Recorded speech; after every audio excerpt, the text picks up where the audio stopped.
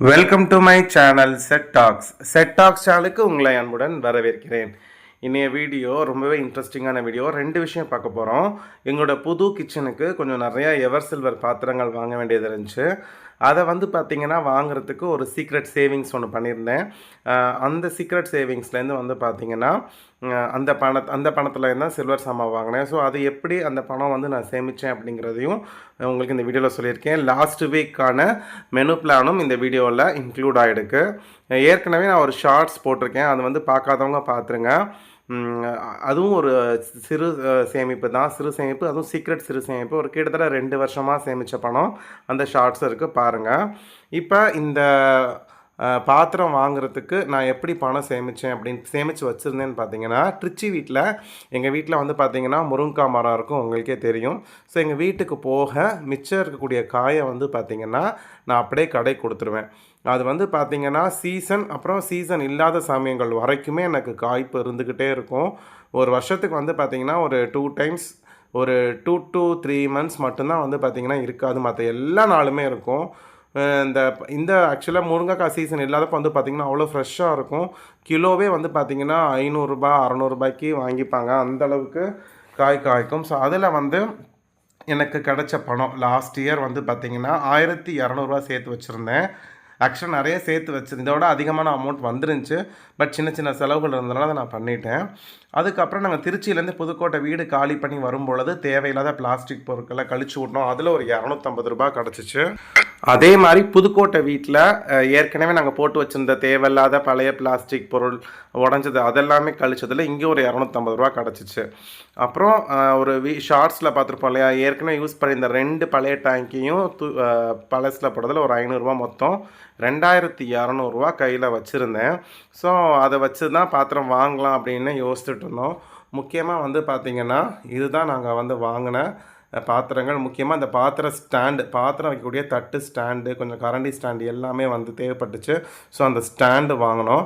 அதுக்கப்புறம் 4 பேருக்குமே தட்டு ரொம்ப பழசாக இருந்துச்சா, ஸோ அதனால் 4 பேருக்குமே புது தட்டு வாங்கிடலாம் அப்படின்னு சொல்லிட்டு 4 தட்டு வாங்கியிருந்தோம். நல்லா அழுத்தமான சூப்பர் குவாலிட்டியான தட்டு ஃப்ரெண்ட்ஸ்.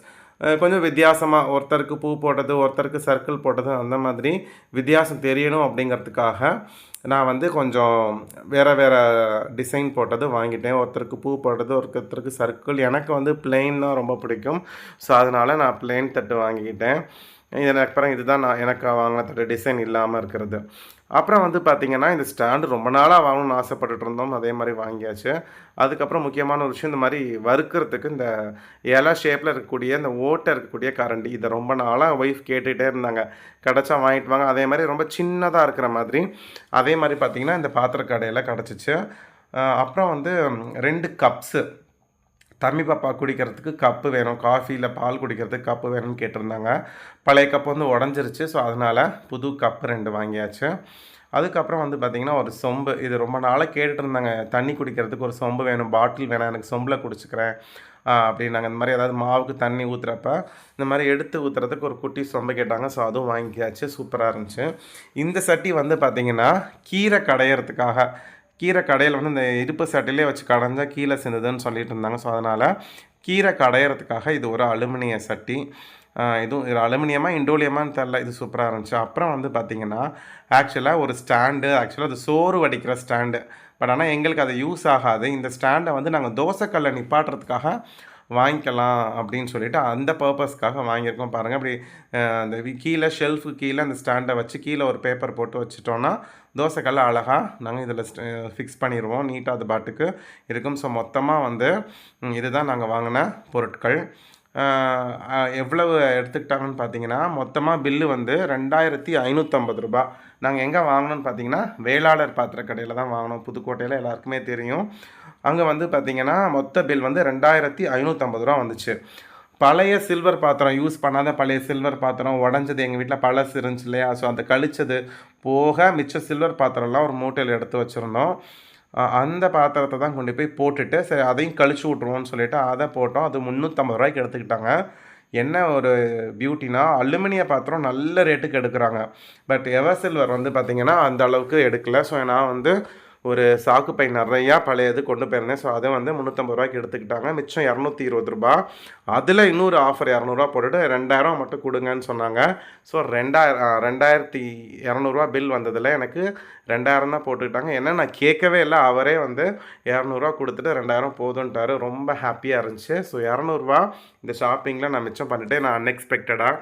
அப்புறம் லாஸ்ட் வீக்கான வெஜ் ஷாப்பிங்கும் மெனு பிளான் வீடியோவும் பார்த்தலாம். வெஜ் ஷாப்பிங்கில் வந்து பார்த்திங்கன்னா நான் லாஸ்ட் வீக்கு அவரைக்காய் ரொம்ப ரேட்டாக இருந்துச்சு. அவரைக்காய், தக்காளி, அப்புறம் வந்து ஒரு சொரக்காய், உருளைக்கிழங்கு, பச்சை மிளகா, பீட்ரூட்டு, வெங்காயம், கருவேப்பிலை, கொத்தமல்லி, புதினா கேட்டிருந்தேன். கொத்தமல்லி புதினா இல்லை அப்படின்ட்டாங்க. அதனால் கருவேப்பிலை மட்டும்தான் வாங்கியிருந்தேன்.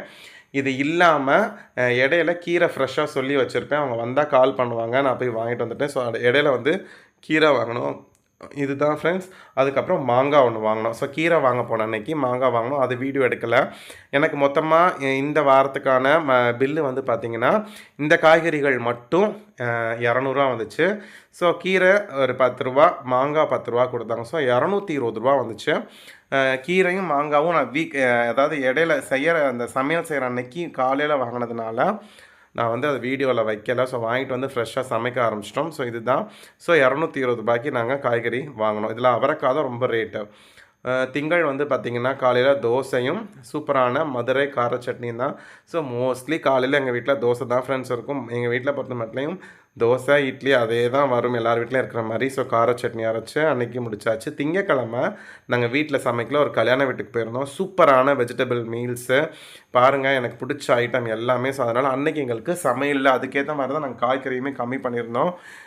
ஈவினிங் வந்து பார்த்திங்கன்னா காலையில் அரைச்ச அதே கார சட்னி இருந்துச்சு. சூடாக இட்லி ஊற்றி இந்த சட்னி தொட்டு சாப்பிட்டு முடிச்சாச்சு ஃப்ரெண்ட்ஸ். இந்த மாதிரி கார சட்னி நாங்கள் அரைச்சோம் அப்படின்னா மார்னிங் அரைச்சோன்னா ஈவினிங் வச்சுப்போம், ஈவினிங் அரைச்சோன்னா ஈவினிங் ப்ளஸ் அடுத்த நாள் காலையில் வச்சுப்போம். ஸோ இப்படி தான் எங்கள் வீட்டில் வழக்கம்.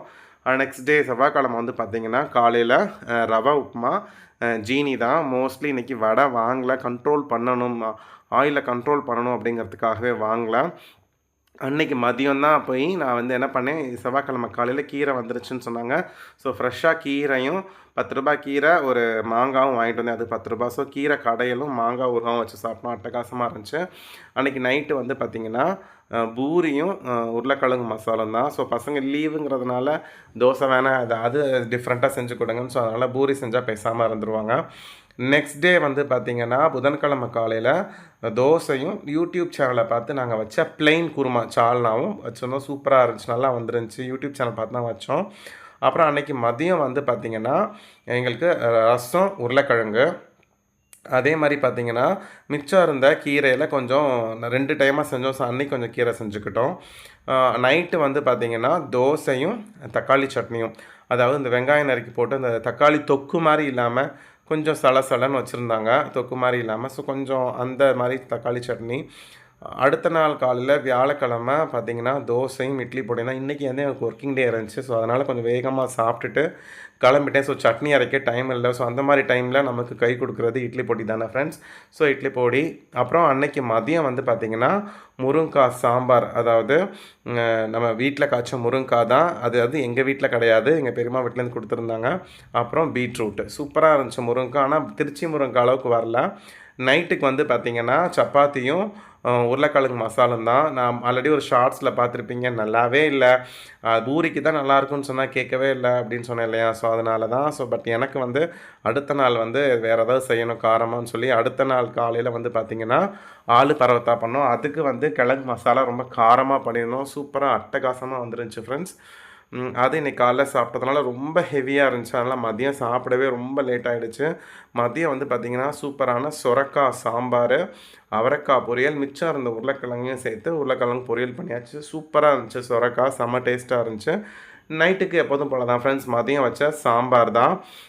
சாம்பார் தோசை ஊற்றி சாம்பார் தான் ஃப்ரெண்ட்ஸ். ஸோ வெள்ளிக்கிழமை மெனு முடிஞ்சிருச்சு. ஸோ இதோட இந்த வீடியோ நான் முடிச்சுக்கிறேன். ஸோ இந்த வீடியோ பற்றின கமெண்ட்டை மறக்காமல் கமெண்ட் பாக்ஸில் சொல்லுங்கள். இந்த வீடியோ பிடிச்சிருந்துச்சுன்னா லைக் பண்ணுங்கள், நம்ம சேனலை சப்ஸ்கிரைப் பண்ணுங்கள், உங்கள் ஃப்ரெண்ட்ஸ்க்கு ஷேர் பண்ணுங்கள். அடுத்த வீடியோவில் உங்கள் எல்லாரையும் பார்க்குறேன். Bye friends.